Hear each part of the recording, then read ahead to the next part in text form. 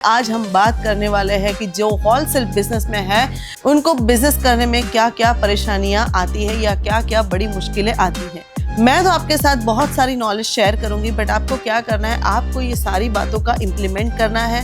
Business की जो गलतियां होती है, कई छोटी बड़ी गलतियों की वजह से हमारा बिजनेस जो सेल होता है वो स्लो हो जाता है। हमारे साथ में जो रेगुलर यूज वाले हैं, रूटीन वेयर के लिए, ऑफिस वेयर के लिए जो कपड़े हैं, आप वो सेल करोगे, आप उसको स्टॉक करोगे। मटेरियल होता है, फैब्रिक होता है, या फिर सस्ते रेट वाला जो स्टॉक है वो परचेज कर लेते हैं। तो अब ये हो सकता है कि मार्केट और ट्रेंड फॉलो ना करना, सीजन फॉलो ना करना। साथ में अगर क्लाइंट के पास पेमेंट बाकी है तो हाफ पेमेंट अभी ले लीजिए, हाफ पेमेंट बाद में ले लीजिए। सप्लाई चेन के आपके पास ऑप्शंस होने चाहिए।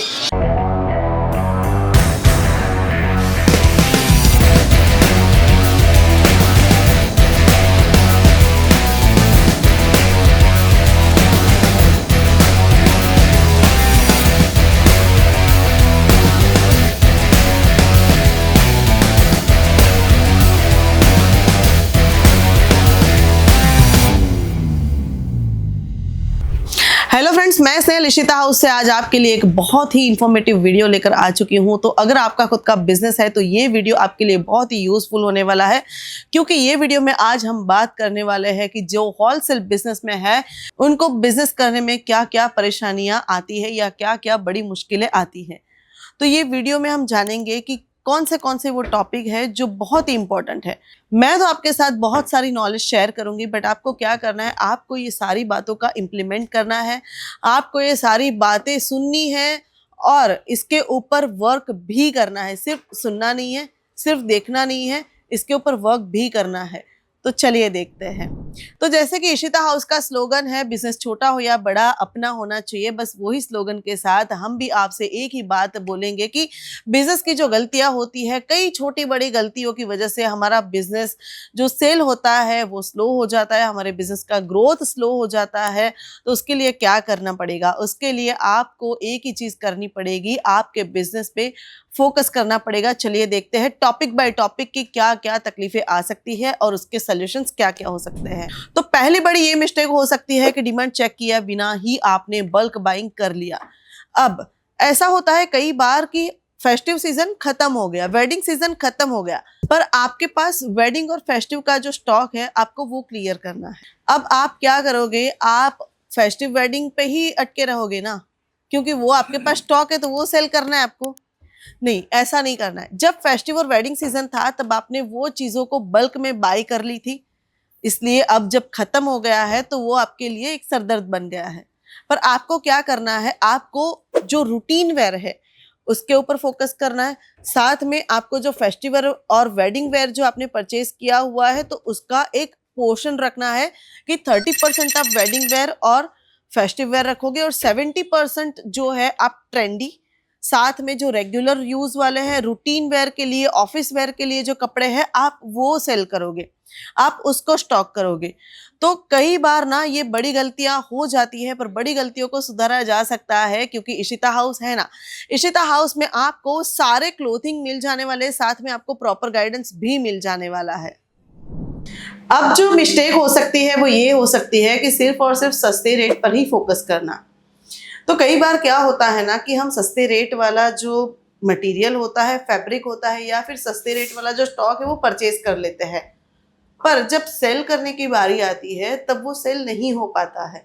अब उसकी वजह से क्या होता है, जब हम सेल करने जाते हैं और तब हम मार्जिन सेट करते हैं ना, तो वो मार्जिन जो है कुछ ज्यादा ही सेट हो जाता है और वो फिर जल्दी से सेल आउट नहीं हो पाता है। तो आपको क्या करना है, जो रेट पे आपने माल परचेज किया हुआ है, स्टॉक परचेज किया हुआ है, उसके ऊपर 20%, 30% या 40% तक का ही आप मार्जिन सेट करके उसको सेल कर सकते हो। अब सबसे बड़ी गलती क्या हो सकती है, तो अब ये हो सकता है कि मार्केट और ट्रेंड फॉलो ना करना, सीजन फॉलो ना करना। अब इसमें क्या होगा, जैसे अभी ट्रेंड चल रहा है कोट सेट का। अब कोट सेट का जब ट्रेंड चल रहा है और उसमें आप साड़ी सेल कर रहे हो या फिर आप उसमें हैवी सूट सेल कर रहे हो, तो वो नहीं चलेगा ना, वो सिर्फ फेस्टिव वेयर और वेडिंग वेयर में ही चलेगा। अब जब वेडिंग वेयर का सीजन आ रहा है तब सबसे ज्यादा मार्जिन जो है वो वेडिंग वेयर में मिलता है।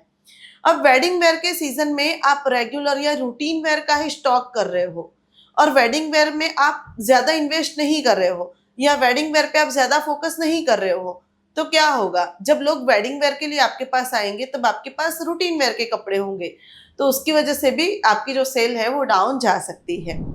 और भी बहुत सारी मिस्टेक्स हो सकती है, जैसे पेमेंट अटका हुआ है, कैश फ्लो नहीं है, तो उसके लिए भी आपको टाइम टू टाइम फॉलोअप लेना है क्लाइंट का।